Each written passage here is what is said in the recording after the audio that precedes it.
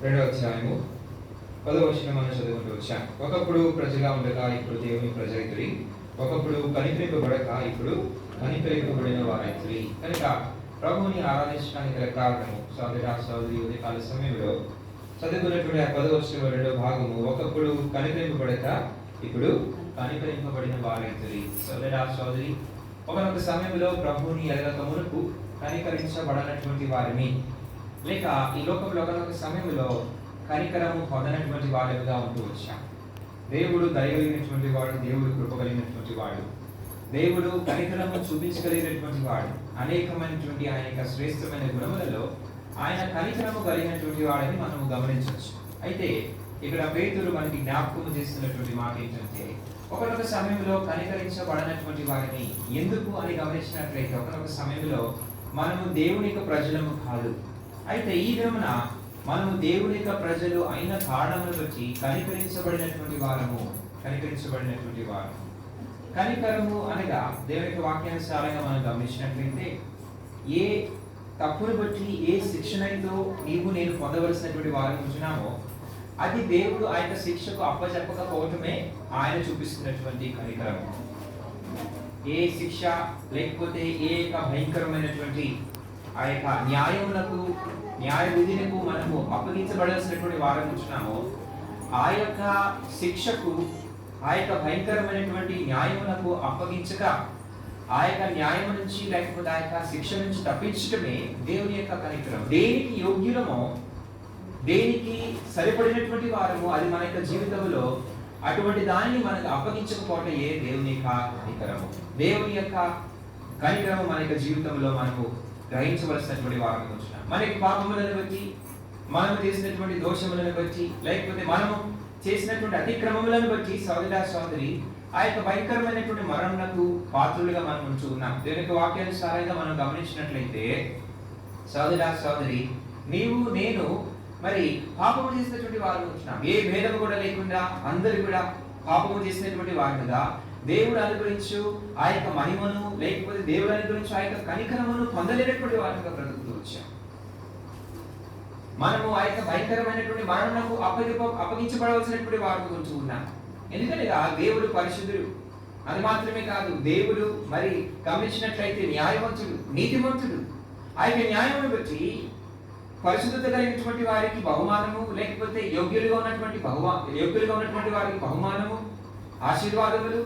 ఎవరైతే యోగ్యులుగా లేరో, ఎవరైతే అపవిత్రతతో జీవిస్తున్నారో, లేకపోతే ఎవరైతే పాపంలో జీవిస్తున్నారో వారందరూ కూడా ఆయన భయంకరమైనటువంటి పాతాళములకు అప్పగించబడవలసినటువంటి వారుగా ఉంటున్నాము.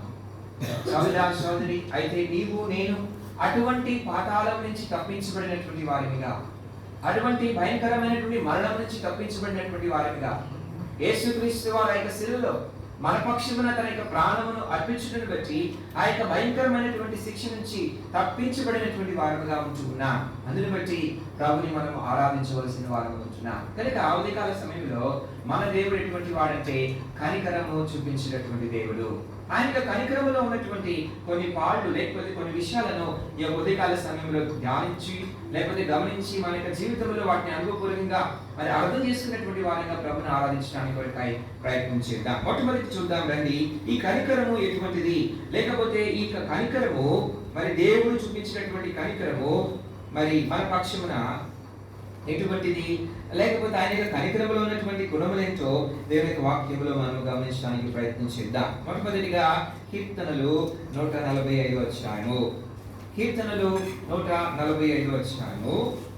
సోదరి 9వ వచనాన్ని మనం కలిసి చదువుకుందాం. కీర్తనలు 145 అధ్యాయము 9వ వచనాన్ని అందరూ కూడా కలిసి చదువుకుందాం. యెహోవా అందరికీ ఉపకారి, ఆయన కనికరములు ఆయన సమస్త కార్యముల మీద ఉన్నవి.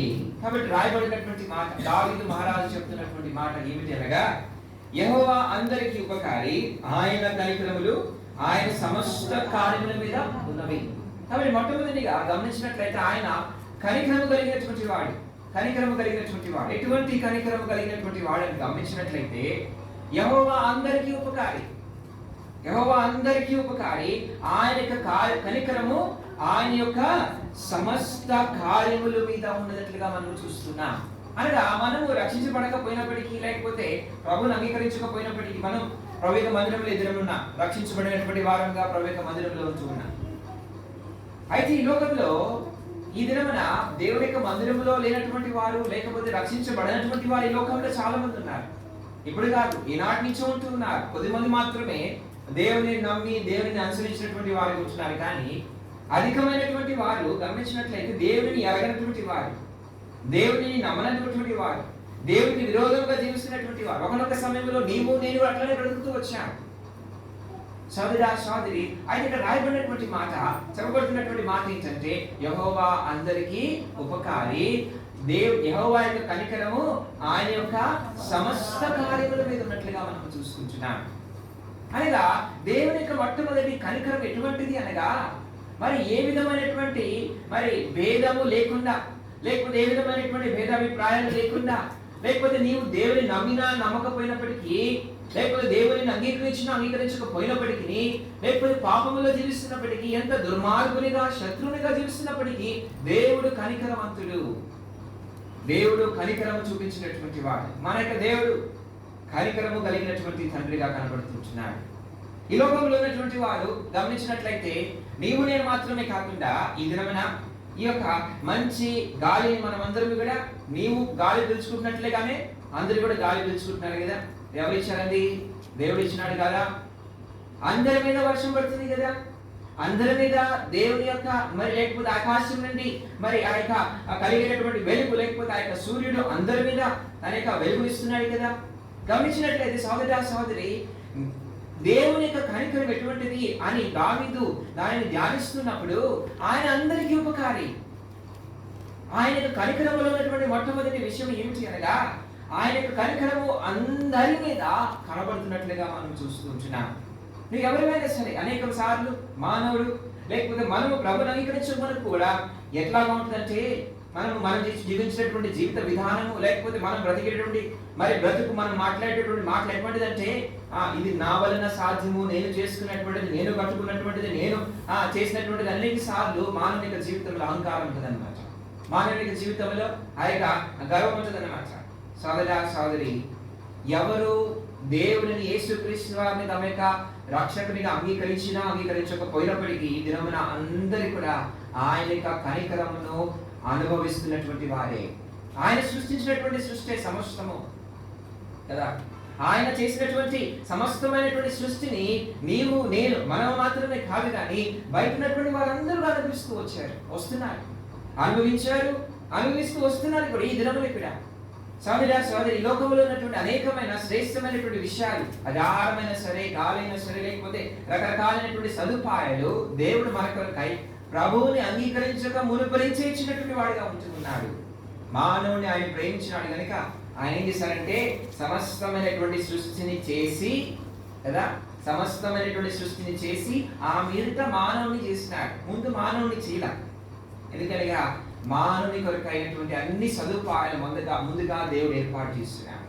మానవునికి అవసరమైనటువంటి వెలుగు, మానవునికి అవసరమైనటువంటి ఆ యొక్క వృక్షములు, ఫలములు, నీరు, మానవునికి అవసరమైనటువంటి ఆ యొక్క గాలి సమస్తమును ఏర్పాటు చేసిన తర్వాత మానవుని సృష్టిస్తూ వచ్చాడు. ఎందుకంటే మానవుని నేను అంతగా ప్రేమించినటువంటి వాడిని వచ్చినాడు. మానవుని పక్షంలో ఉన్నటువంటి ఆయన యొక్క కనికరము సోదరి. అది మాత్రమే కాదు, ఈ దినమున ఈ లోకంలో గమనించినట్లయితే అనేక మంది అనేక విధాలైనటువంటి మరి చెడుగు, దుస్సత్వము, లేకపోతే పాపములు, అబద్ధములో జీవిస్తున్నటువంటి వాళ్ళు ఉన్నారు కదా. అనేక మంది అనేక రకాలైనటువంటి పాపములు ఇంకనూ చేస్తూనే ఉన్నారు. వాస్తవానికి చూసుకోవాలనుకున్నట్లయితే మానవుని ఏమాత్రం కూడా స్పేర్ చేయకుండా, వదిలిపెట్టకుండా దేవుడు ఖచ్చితంగా మానవుడు చేసినటువంటి తప్పులను బట్టి ఏం చేయాలి? అంతము చేయాలి, శిక్షించాలి. తప్పనిసరిగా మానవుని మరి సంపూర్ణంగా ఆయన మరణంలకు అప్పగించాలి. ఎందుకంటే దేవుడు పరిశుద్ధుడు.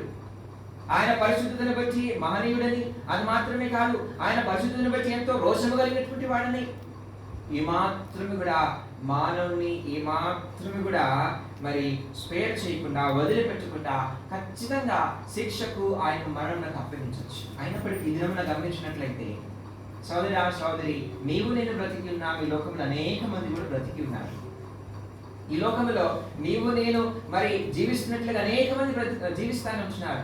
వారికంటే మనం శ్రేష్ఠులమని, వారికంటే మనం బెటర్ పీపుల్ అని అనుకుంటూ ఉంటాం.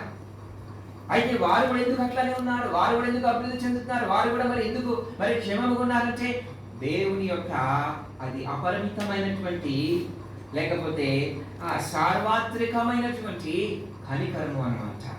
దేవుడు కనికరము కలిగినటువంటి వాడు.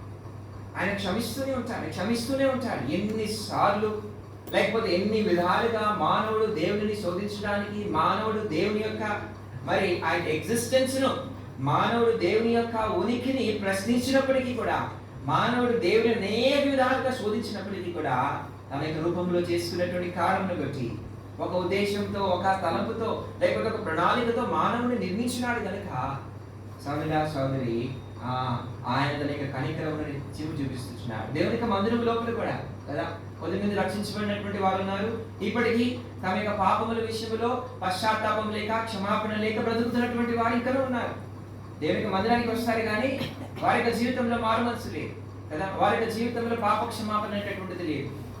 మిగతా వారి వల్ల నేను కూడా ఉన్నానుగా అనుకుంటున్నావేమో. సోదరి, ఇది దేవుని యొక్క సార్వత్రికమైనటువంటి కనికరం. ఇది ఆయన కనికరము కలిగినటువంటి వాడిని కనుకనే ఈ దినమున ప్రభువుని అంగీకరించకపోయినప్పటికీ, ప్రభు యొక్క మందిరములో నీవు ఎట్లా ఉన్నప్పటికీ వచ్చినా సరే బ్రతికి ఉన్నామంటే దానికి కారణం ఏంటంటే ఆయన కలిగినటువంటి కనికరము, ఆయన కనికరము కలిగినటువంటి దేవుడు.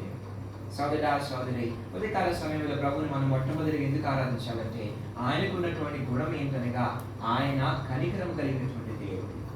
ఆయన అందరికీ ఉపకారి, ఏ భేదము లేకుండా, ఏ కులము, భాష, లేకపోతే దేశము, లేకపోతే స్థలం అనేటటువంటి భేదము లేకుండా అందరి మీద కనికరము చూపించినటువంటి వాడిగా ఉంటున్నాడు. కనుక అయ్యా నీవు కనికరము కలిగినటువంటి వాడిని మొట్టమొదటిగా ప్రభుని ఆరాధించవలసిన వారు ఉంటున్నా. రెండవదిగా మనం చూద్దాం రండి, ఆయన యొక్క కనికరము ఎటువంటిదో. ఆయన యొక్క కనికరం గ్రహించినప్పుడు ఆయన యొక్క కనికరము ఎటువంటిదో సోదరి దేవుని యొక్క వాక్యంలో మనం గమనించినట్లయితే పేతురు రాసిన మొదటి పత్రిక మనం గమనించినట్లయితే చదువుకున్నాం రండి. 4వ వచనము చదువుకుందాం. 3-4 వచనాలు కలిసి ఉన్నాయి. పేతురు రాసిన మొదటి పత్రిక 3-4 వచనాలు కలిసి ఉన్నాయి, చదువుకుందాం. మన ప్రభువు యేసుక్రీస్తు తండ్రి అయిన దేవుడు స్తుతింపబడును గాక. మృతులలో నుండి యేసుక్రీస్తు తిరిగి లేచుట వలన జీవముతో కూడిన నిరీక్షణ మనకు కలుగునట్లు, అనగా అక్షయమైనది, నిర్మలమైనది, వాడబారినదినైన స్వాస్థ్యము మనకు కలుగునట్లు ఆయన తన విశేష కనికరము చొప్పున మనలను మరలా జన్మింపజేసెను. ఇక్కడ రాయబడినటువంటి రెండవ మాటను మనం చూస్తున్నాం. ఏమి రాయబడతా ఉన్నదంటే ఆయన తన విశేష కనికరము చొప్పున అనే మాటను చూస్తున్నాం. మొట్టమొదటిగా ఆయన యొక్క సార్వత్రికమైనటువంటి కనికరముల గురించి జ్ఞాపకం చేసుకుంటూ వచ్చాం. సార్వత్రికమైనటువంటి కనికరము, రక్షించబడినటువంటి వారు, రక్షించబడినటువంటి వారి మీద కూడా దేవుని యొక్క కనికరం యొక్క ప్రత్యక్షత. అన్యుల మీద, దేవుని నమ్మినటువంటి వారి మీద, ఇశ్రాయేలుల మీద, లేకపోతే ఇశ్రాయేలు కానటువంటి వారి మీద కూడా దేవుని యొక్క మరి గమనించినట్లయితే శ్రేష్టమైన కనికరము ప్రత్యక్షపరచబడతా ఉన్నది. ఎందుకంటే ఆయన అందరికీ ఉపకారి అని జ్ఞాపకం చేసుకుంటూ వచ్చాను. అయితే రెండోదిగా పేతురు చెప్తున్నటువంటి మాట ఏంటంటే ఏమంటున్నాడంటే ఆయన తన విశేష కనికరము చొప్పున మనలను మరలా జన్మింపజేస్తాననే మాటను చూస్తున్నా. రెండోదిగా సోదరి ఆయనది విశేషమైనటువంటి కనికరము, విశేషమైనటువంటి కొద్దిమంది పక్షమున ప్రత్యక్షపరచబడుట వలన నీవు నేనేం చేయబడుతూ వచ్చామంటే మరలా జన్మించినటువంటి వారుగా ఉంటున్నా. ఈ లోకంలో అందరి మీద దేవుని యొక్క కనికరం అనేటటువంటిది ప్రత్యక్షపరచబడతా ఉన్నది. అయితే వారిలో నీవు నేను కొద్దిమంది మాత్రమే తిరిగి జన్మించినటువంటి అనుభవంలోనికి వచ్చిన వారమిగా ఉంటూ ఉన్నారు కదా. ఈ లోకంలో అనేక మంది ఉన్నారు, లక్షలాది కోట్లాది మంది ఈ లోకంలో ఉంటూ ఉన్నారు.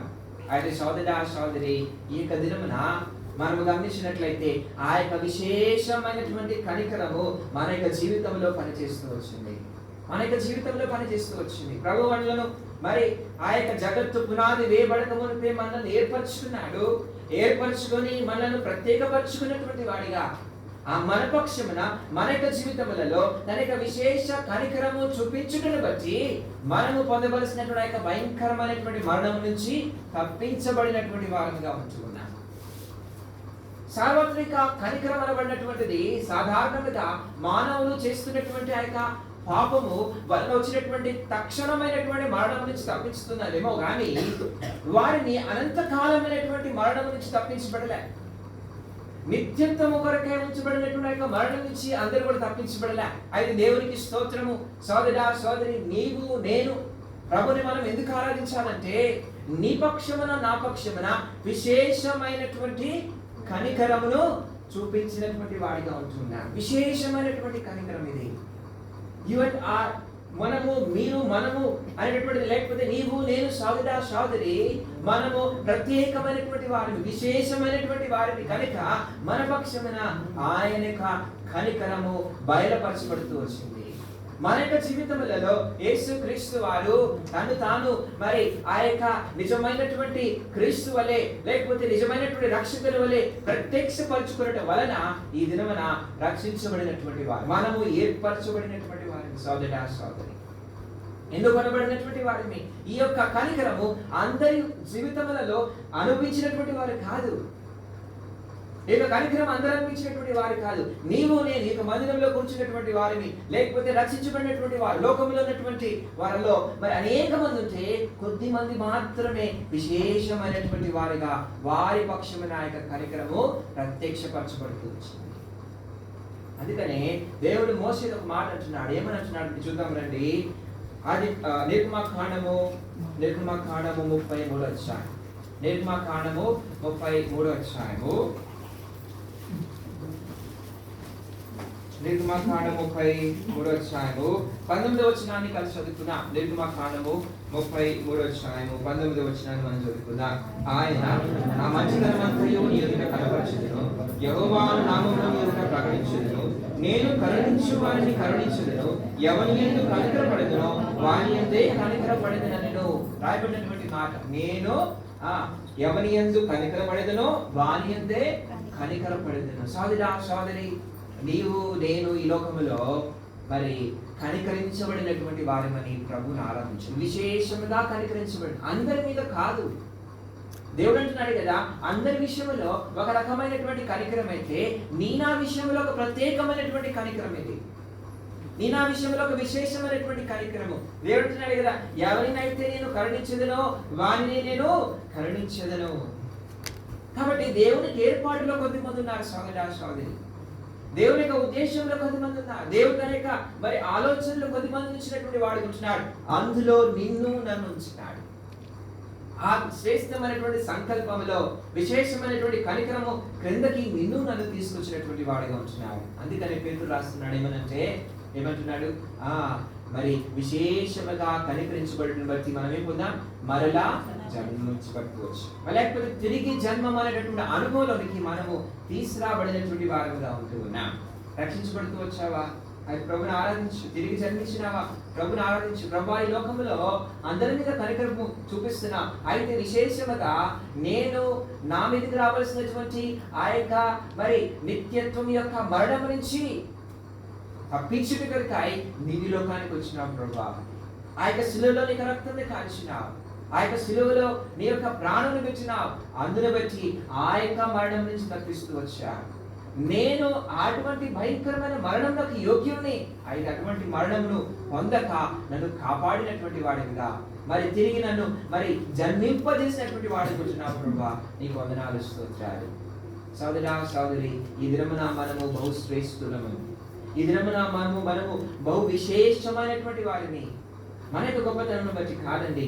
దేవుని యొక్క వాక్యంలో మనం చూస్తున్నాం కదా, రాయబడుతున్నటువంటి మాట. 1 కొరింథీయులకు రాసిన పత్రిక 1వ అధ్యాయంలో మనం చూసినట్లయితే లోక సంబంధమైనటువంటి ఏ విధమైన ఎన్నిక మన యొక్క జీవితంలో లేదు. జ్ఞానం లేదు, మనము మూర్ఖుల వంటి వారిని.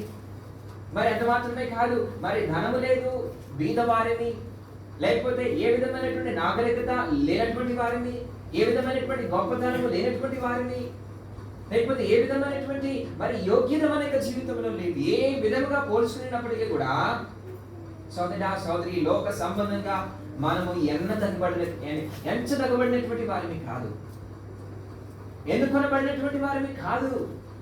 అయితే దేవుని యొక్క దృష్టిలో సోదరా సోదరి నిన్ను నన్ను దేవుడు విశేషమైనటువంటి కనికరమునకు ఆ యొక్క విశేషమైనటువంటి కనికరము క్రిందకు తీసుకుని వచ్చి రక్షణ, పాప క్షమాపణ, ఆ యొక్క తిరిగి జన్మించినటువంటి అనుభవంలోనికి నడిపించిన వాడిగా ఉంటూ వచ్చాడు కదా. అందుకని పౌలు కూడా అంటున్నాడు, ఏమంటున్నాడు, నేను తేలిక చేస్తుంది కనుక కనికరించబడుతుంది అంటున్నాడు. 1 తిమోతికి రాసిన పత్రిక 1వ అధ్యాయంలో 13వ వచనం రాస్తున్నాడు, కనికరించబడుతూ వచ్చాను, నేను కనికరించబడుతూ వచ్చాను.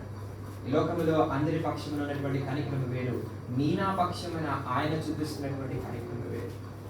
సోదరా సోదరి, పాత నిబంధన గ్రంథములో మనం గమనించినట్లయితే ప్రాముఖ్యంగా ఇజ్రాయేలు మాత్రమే కనికరించబడినటువంటి వారుగా ఉంటూ వచ్చాడు. లేకపోతే దేవుని యొక్క ప్రజలైనటువంటి వారు మాత్రమే కనికరించబడినటువంటి వారుగా ఉంటూ వచ్చారు, మిగతా వారికి లేదు. అయితే ఇక దినము ఆ యొక్క కనికరము మన పక్షమున నా జీవితములలో విస్తరించినట్లుగా మనం చూస్తూ ఉంటున్నాం.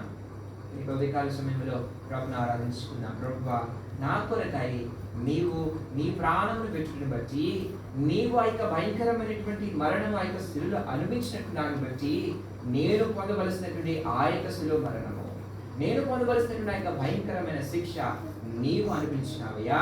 అందుని బట్టి ఇక దినమున నన్ను తిరిగి జన్మింపజేసినావు, మరణంలోనికి పోకుండా నన్ను కాపాడినావు ప్రభువా. నీకు వందనాలు, స్తోత్రాలని ప్రభువుని మనము హృదయమారా ఆరాధించవలసినటువంటి వారంగా ఉంటున్నాం. కనుక మొట్టమొదటిగా దేవుడు కనికరము కలిగి, ఆయన యొక్క గుణమే అది, ఆయన యొక్క సార్వత్రిక కనికరము, సర్వము మీద వ్యాపించినటువంటి కనికరము.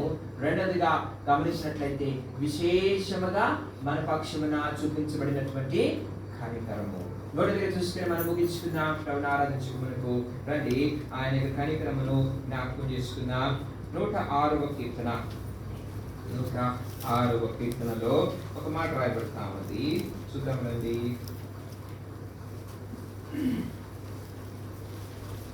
44-45 వచనాలను కలిసి చదువుకుందాం. మూడవదిగా మరి ఆయన యొక్క కనికరం ఎటువంటిదో చూసి ప్రభుని ఆరాధించడానికి కొరకై ప్రయత్నిద్దాం. 106వ అధ్యాయము కీర్తనలు 44-45 వచనం. ఆయనను వారి యోధనము తనకు వినబడగా, వారికి కలిగిన శ్రమను ఆయన చూసెను, వారిని తలంచుకొని ఆయన తన నిబంధనను జ్ఞాపకం చేసుకొనెను, తన కృపా మహాత్మ్యమును బట్టి వారిని కరుణించెను, వారిని చెరగొనిపోయిన వారందరికీ వారి ఎడల కనికరము పుట్టించెను. ఇది మూడో విధమైనటువంటి కనికరము దేవుని బిడ్డలుగా మనము అనుభవిస్తున్నాం. రాయబడినటువంటి మాట ఏంటంటే, అయినను వారి రోదనము తనకు వినబడగా, వారికి కలిగిన శ్రమను ఆయన చూచెననే మాటను చూస్తున్నాం. మూడవదిగా సోదరా సోదరి, ఇక విశేషమైనటువంటి కనికరమును బట్టి మన యొక్క జీవితములలో మనము తిరిగి జన్మించడం మాత్రమే కాదు, లేకపోతే రక్షణ అనేటటువంటి అనుభవంలోనికి ప్రభు మనల్ని తీసుకురావడం మాత్రమే కాదు, కానీ మూడవది గమనించినట్లయితే ఈ యొక్క కనికరము రాయబడుతున్నటువంటి మాట ఏమిటి అనగా 106వ అధ్యాయంలో తన వారిని తలంచుకొని తన నిబంధనను జ్ఞాపకము చేసుకుని అనే మాటను చూస్తున్నా. నిబంధనను జ్ఞాపకము చేసుకుని తన యొక్క కనికరము ఆ ప్రజల ద్వారా తన ద్వారా మన పక్షమున వెల్లడి చేస్తున్నట్లుగా మనం చూస్తున్నాం. కనుక మూడవ సోదరా సోదరి, ఆయన యొక్క కనికరములో ఉన్నటువంటి శ్రేష్టమైన తలంపు ఏమిటి అనగా, ఆ యొక్క నిబంధనను బట్టి నీవు నేను నిత్యము కనికరించబడుతున్నటువంటి వారముగా ఉంటూ ఉన్నాం. నిత్యము ప్రతి దినము కూడా కనికరించబడుతున్నటువంటి వారముగా ఉంటూ ఉన్నాం కదా. యేసు క్రీస్తు వారి యొక్క మరి ఆ రక్తము ద్వారా మనము మన యొక్క పాపములు లేకపోతే మన యొక్క అవిధేయతలు మన యొక్క మరి అతిక్రమములు క్షమించబడి లేకపోతే కడగబడిన తర్వాత నూతనమైనటువంటి నిబంధన క్రిందకి తీసుకురాబడినటువంటి వారుగా ఉంటున్నాం. హెబ్రీయులకు రాసిన పత్రిక 12వ అధ్యాయంలో పౌలు భక్తుడు రాస్తున్నాడు కదా, మరి యేసు క్రీస్తే ఈ నూతనమైనటువంటి నిబంధనకు మధ్యవర్తి అని రాయబడతా ఉన్నది. మధ్యవర్తి. సోదరా సోదరి, ఈ లోకములో మనం అనేక సార్లు ఏం చేసుకుంటామంటే, ప్రభువుని అంగీకరించిన తర్వాత కూడా తిరిగి జన్మించిన మీదట కూడా మన యొక్క జీవితంలో మరి మారుమనసు పొందిన మీదట కూడా తప్పిపోయేటటువంటి వారు ఉంటాం. అనేక సార్లు మనము శత్రువు యొక్క చేతిలోనికి, శత్రువు యొక్క బంధకములలోనికి తిరిగి వెళ్ళిపోయే వారంగా ఉంటూ ఉన్నాం. ఇశ్రాయేలు యొక్క జీవితంలో మనం జ్ఞాపకం చేసుకున్నట్లయితే అనేక మార్లు దేవునికి విరోధముగా ఉంటూ, దేవునికి విరోధముగా విగ్రహారాధన చేస్తూ, దేవునికి విరోధముగా వ్యభిచరించినటువంటి వారుగా, లేకపోతే రకరకాలైనటువంటి పాపములను బట్టి మాట మాటికి చెరలోనికి వెళ్ళినటువంటి వారుగా ఉంటూ వచ్చారు. చెరలోనికి వెళ్ళినటువంటి వారు వచ్చారు. అయితే ఆ చెరలో కూడా దేవుని యొక్క కనికరం అనేటువంటిది ప్రత్యక్షపరచబడుతూ వచ్చింది. ఆ చెరలో వారు రోధిస్తూ వచ్చారు. రాయబడుతున్నటువంటి మాటలు చూస్తున్నా, ఆ చెరలో వారి యొక్క రోదన విని, ఆ యొక్క చెరలో గమనించినట్లయితే వారి యొక్క శ్రమను చూచి, ఆయన వినేటటువంటి దేవుడిగా, ఆయన చూచినటువంటి దేవుడిగా చూసినప్పుడు, వినినప్పుడు వీరు మరి ఎన్నిసార్లు చెప్పినా సరే, ఎన్నిసార్లు దర్శించినప్పటికీ, ఎన్నిసార్లు వారితో బతిమాలినప్పటికీ వారు మారినటువంటి కఠినులని దేవుడు విడిచిపెట్టలా. ఎన్నిసార్లు చేసినా సరే అన్నిసార్లు కూడా తన యొక్క నిబంధనను జ్ఞాపకం చేసుకుంటూ వచ్చాడు. అబ్రహాం, ఇస్సాకు, యాకోబులతో చేయబడినటువంటి నిబంధన, దావీదుతో చేయబడినటువంటి నిబంధనలో ఉన్నటువంటి కనికరమును ఆయన నిత్యము జ్ఞాపకము చేసుకుంటూ వచ్చినటువంటి వాడుగా ఉంటూ వచ్చాడు. కనుక రోదన విని, లేకపోతే వారి యొక్క శ్రమను చూచి వారిని విడిచిపెట్టలా. ఎందుకు వచ్చింది ఇక రోదన? ఎందుకు వచ్చింది ఇక శ్రమ? వారు చేసినటువంటి తప్పిదమును బట్టి శత్రువుల యొక్క చేతిలోనికి వెళ్తూ వచ్చారు, చెరలోనికి వెళ్తూ వచ్చారు, అనుభవపడుతూ వచ్చారు, శ్రమ పట్టబడుతూ వచ్చారు. అయితే వీటి మధ్యలో కూడా తన యొక్క నిబంధనను జ్ఞాపకం చేసుకున్నాడు. ఐగుప్తులో ఉన్నారా? అబ్రహాం, ఇస్సాకు, యాకోబులతో చేయబడినటువంటి నిబంధనను జ్ఞాపకం చేసుకున్నాడు. లేక వారి బబులోను దేశంలో ఉన్నారా? అబ్రహాం, ఇస్సాకు, యాకోబులతో చేయబడినటువంటి నిబంధనలు ఆయన జ్ఞాపకం చేసుకున్నాడు. జ్ఞాపకం చేసుకుని, అయ్యో వీరు కఠినలే, వీరు మరి మాట విననటువంటి వారే, ఎంతో అవిధేయులే, అయినప్పటికీ కూడా ఈ యొక్క నిబంధనను బట్టి వారికి నేను కనికరము చూపిస్తా. సోదరా, సోదరి, నిజముగా ఈ దినమున నీవు నేను కూడా యేసుక్రీస్తు వారి యొక్క రక్తమును బట్టి నూతనమైనటువంటి నిబంధనలోనికి తీసుకురాబడినటువంటి వారిని. ఆ యొక్క నిబంధన అయినటువంటిది లేకపోయినట్లయితే నీవు నేను ఎప్పుడో ప్రభుని ఎరిగిన తర్వాత, ప్రభుని సమీపించినప్పుడు, అపవిత్రతతో సమీపించినప్పుడు వెంటనే నశించాలి. యోగ్యత లేకుండా ప్రభుని సమీపించినప్పుడు, ప్రభు యొక్క బలను సమీపించినప్పుడు వెంటనే నశించాలి. గత ఆ యొక్క దినములలో అట్లనే జరుగుతూ వచ్చేది. ప్రత్యక్ష గుడారంలోనికి ఎవరు కూడా అపవిత్రంగా ప్రవేశించినట్లయితే వెంటనే నశించేవారు, వెంటనే మరణించేవారు. ఈ యొక్క దినమున సోదరా, సోదరి, అనేక సార్లు ప్రభుని అంగీకరించిన మీదట విశేషమైనటువంటి కనికరము పొంది నూతన జన్మ పొందిన తర్వాత కూడా అనేక సార్లు తప్పిపోతూ వస్తున్నా, అనేక సార్లు శత్రువు యొక్క చెరలోనికి వెళ్తూ వస్తున్నా, వెళ్ళిన బట్టి అనేక సార్లు మన యొక్క జీవితంలో రోదనట్టు వచ్చింది, అనేక సార్లు శ్రమలు ఉంటూ వస్తున్నాయి. అయితే వీటి మధ్యలో కూడా దేవుడు మనల్ని అసహించుకోకుండా ఆయన ఏం చేస్తున్నాడంటే తన యొక్క నిబంధనను బట్టి మన పక్షమైన కనికరమును జ్ఞాపకం చేస్తూ, కనికరమును మరి కనబరుస్తున్నటువంటి వాడిగా ఉంటున్నాడు. కాబట్టి ఆరాధించుకున్నాం. ఆయనకి కనికరమే లేకపోతే ఈ దినమున మనం ఎప్పుడో మనము దేనికి యోగ్యులం అనగా మరణమునకు యోగ్యులము దానికి ఎప్పుడో అప్పగించబడవలసినటువంటి వారు. దేనికి యోగ్యులమో దానికి అప్పగించక మనల్ని తప్పించడమే దేవుని యొక్క కనికరము. సోదరా, సోదరి, దేవుని ఉదయకాల సమయంలో ఆరాధించుకున్నాం. ప్రభువా, నీవు నీ యొక్క నిబంధన నిత్యము యేసుక్రీస్తు వారి యొక్క రక్తం యొక్క నిబంధన క్రిందికి తీసుకురాబడినటువంటి వారిగా, అందును బట్టి ఎప్పుడైతే క్షమాపణ కోరుకుంటున్నామో వెంటనే తండ్రి ద్వారా క్షమించబడుతున్నటువంటి వారముగా ఉంచుకున్నాం. కనుక ప్రభుని ఆరాధించుకున్నాం. ప్రభువా, నీ యొక్క నిబంధన నీ యొక్క రక్తమును బట్టి ఆ మానవాళితో నాతో చేస్తున్న నిబంధనను బట్టి ఉంది ఆరాధిస్తున్నాను. ఈనాడైతే పాపం చేస్తున్నాను, ఈనాడైతే కృపాసింహాసనం దగ్గరికి ధైర్యంగా రాలేనటువంటి వాడికి ఉంటున్నాను, ఆ యొక్క నిబంధన రక్తమును కోరుకున్నప్పుడు నా మీద కనికరమును చూపించి నేను మరణించక నీ యొక్క సన్నిధిలోనికి తిరిగి రాణిస్తున్నావు ప్రభా, నన్ను బ్రతకలిస్తున్నావు ప్రభా, నీ యొక్క మందిరములో నన్ను ఉండనిస్తున్నావు ప్రభా. నీకు ఎంతో వందనాలని ప్రభుని మనం ఆరాధించబద్దులమై ఉంటున్నాం. కనుక మూడు విషయాలు జ్ఞాపకం చేసుకుని ప్రభుని ఆరాధించడానికి వెళ్తాయి. ప్రభు మనకి సహాయం చేయండి. మొట్టమొదటిగా ఆయన యొక్క సర్వ వ్యాపకమైనటువంటి సార్వత్రికమైనటువంటి కనికరము అందరి మీద ఉన్నది, ఏ భేదము లేకుండా అందరి మీద కనబడుతున్నటువంటి ఆయన యొక్క కనికరము. రెండవదిగా విశేషమైనటువంటి కనికరము, నీవు నేను ప్రత్యేకముగా జగత్తు పునాది వేయబడక మునిపే ఏర్పాటు చేయబడినటువంటి వారు, మనకి గొప్పతనం బట్టి కాదు, విశేషమైనటువంటి కనికరము క్రిందికి తీసుకుని వచ్చిన ద్వారా ఈ దినమైన పాప క్షమాపణ పొంది తిరిగి జన్మించిన ప్రభువా, ఈ యొక్క నూతన జన్మనిచ్చినావు ప్రభువా, నా యొక్క జీవితాన్ని మార్చినావు ప్రభువా, నా యొక్క బ్రతుకును మార్చినావు ప్రభువా, నీకు వందనాలు స్తోత్రాలు. రెండోగా ప్రభువుని మనం ఆరాధించాలి. మూడోదిగా ప్రభువా, తిరిగి జన్మించినప్పటికీ కూడా అనేక సార్లు చనిపోతూ వస్తున్నానయ్యా. తిరిగి నీ యొక్క నిబంధనను బట్టి నా పక్షము నా కనికరములు చూపిస్తున్నావా అని ప్రభువుని హృదయమారా ఆత్మతో సత్యముతో అనుభవపూర్వకంగా ఆరాధించుదుము గాక. దేవుడి యొక్క వాక్య భాగాన్ని దీవించును గాక.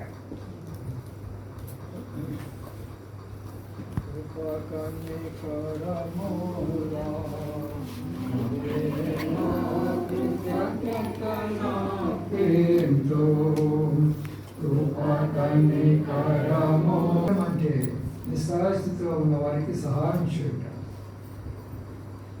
మనం చాలా నిస్సహాయ స్థితిలో ఉన్నాం, నరకానికి వెళ్ళే స్థితిలో మనం ఉన్నాం. మనం పట్టించుకున్న వాళ్ళు ఎవరు లేరు. ఏదో మాటలు చెప్తూ మన జీవితాన్ని అలాగే కొనసాగిస్తూ వచ్చారు. అది మన ఎవరు అనుసరించిన కనికరం చాలా గొప్పది. సాక్షాత్ ఆయన భూమి మీదకి వచ్చి నీతో నాతో నిబంధన చేసి ఈ నిబంధన నిత్య నిబంధనగా మార్చి కృత నిబంధనగా మార్చి ఆ నిబంధన రక్తంతో చేసి ఆయన కుమారుడుగా కుమార్తెగా నీవు స్వీకరించబడ్డావా? అలాంటి అనుభవంగా ప్రభుని స్థుతించారా ఇస్తాం. అలాంటి అనుభవం వచ్చిన తర్వాత కూడా అనేక సందర్భాల్లో తప్పిపోతూ బలహీనపరచబడుతూ ప్రభుకు విధేయమైన జీవితాలు జీవిస్తూ అనేక విధాల్లో ప్రభుని బాధపెడుతున్నప్పటికీ కూడా ఆ నిబంధన జ్ఞాపకం చేసుకొని ఆయన నియమాలు చూపిస్తున్న దయను బట్టి ప్రభుని స్థుతిస్తూ కనపరుస్తున్నాను. వాడి విషయాన్ని జ్ఞాపకం చేసుకొని హృదయంలో తలపోసుకొని ఆయన ప్రేమ విలువంతో తెలుసుకొని ఆయన నీ కొరకై చేసిన త్యాగంతో తెలుసుకొని ఆయన ఏమేమి నీ కొరకై కోల్పోయినాడో, నేను ఎంతగా కనికరిస్తున్నాడో, కష్టంలో ఉన్నప్పుడు, బాధలో ఉన్నప్పుడు, రోగంలో ఉన్నప్పుడు, వ్యాధిలో ఉన్నప్పుడు, అనేకమైన ఇబ్బందులు ఇరుకుల్లో నేను అనేవారు నేను లేకపోయినప్పుడు, సహాయకులుగా ఎవరు మనకు అనాథులుగా విడిచిపెట్టబడిన దినాల్లో నేనున్నాను, నా కుమార్తెను చెప్పిన ఆ కనికరాన్ని జ్ఞాపకం చేసుకోవాలి. అప్పుడే మన హృదయంలో నుంచి ఆరాధన వస్తారు. ఆ ప్రేమ తెలియని వాళ్ళు ఆరాధిస్తారా? తెలియదు, ఆరాధించలేదు కదా. ఆ కృపను పొందుతున్నవారు, ఆ కనికరం పొందుతున్నవారు ఈరోజు మనం ఆరాధించుకున్నాం కాక కృతంగా ఆరాధించండి, బిగ్గరగా ఆరాధించండి.